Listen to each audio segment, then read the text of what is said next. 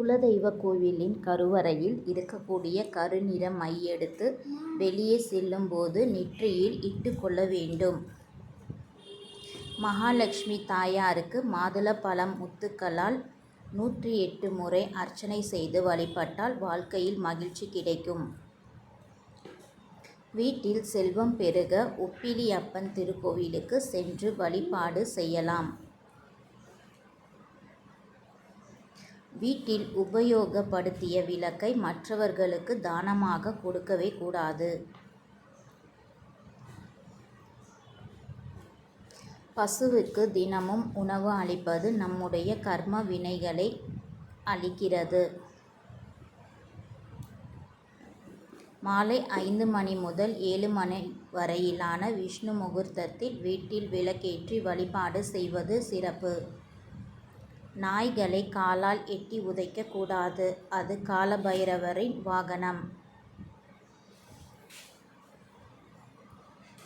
வீட்டில் ஐஸ்வர்யம் பெருக செவ்வாய்க்கிழமை தோறும் முருகப்பெருமானுக்கு பஞ்சாமிர்தத்தை நெய்வேத்தியமாக வைத்து வழிபாடு செய்யலாம். எடுத்த காரியம் வெற்றி பெற பட்டீஸ்வரம் கோயிலுக்கு சென்று வழிபாடு செய்யலாம். வீட்டிலுள்ள கெட்ட சக்திகள் விலக சாம்பிராணி தூபம் போடும்போது லவங்கப்பட்டை பொடியும் சேர்த்து கொள்ளலாம்.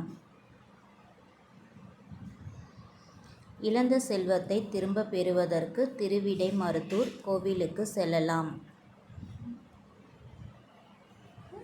நெற்றியில் விபூதி வைக்கும்போது நடந்து கொண்டே வைக்கக்கூடாது. தூங்குவதற்கு முன் நாம் சொல்ல வேண்டிய சக்தி வாய்ந்த பிரார்த்தனை: இறைவா, இன்றைய நாளுக்காக உமக்கு என் மனமார்ந்த நன்றி. நாளையும் நல்ல ஆரோக்கியம், அமைதி, மகிழ்ச்சி அருள்வாயாக. அரைக்காசு அம்மன் தொலைந்த பொருள் கிடைக்க தெய்வம். புது அரைக்காசு அம்மன்.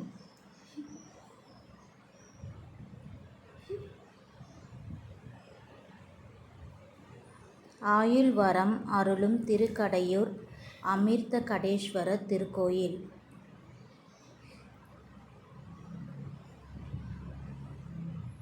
பகலில் நடை அடைக்கப்படாத அதிசய பெருமாள் கோவில்.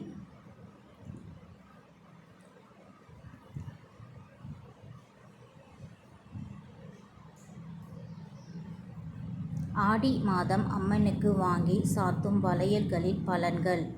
எந்த நிறம் சாத்தினால் என்ன பலன் கிடைக்கும்?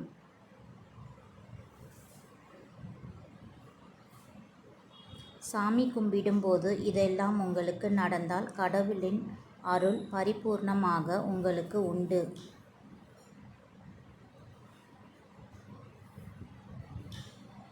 கடன் தீர்க்கும் இதுதான் நல்ல நேரம். இந்த நேரத்தில் செய்யும் காரியங்கள் மீண்டும் மீண்டும் நன்மை தரும்.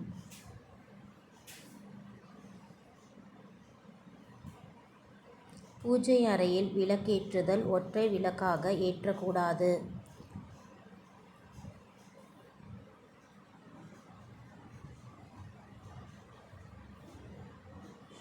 பெண்கள் இப்படி தாலிக்கயிறு அணிந்தால் சுபிட்சமாக இருக்கும்.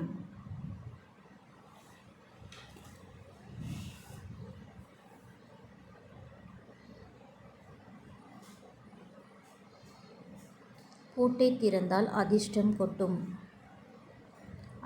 அதிர்ஷ்டத்தின் கதவை திறக்கும் ஒரு ஆன்மீக வழி.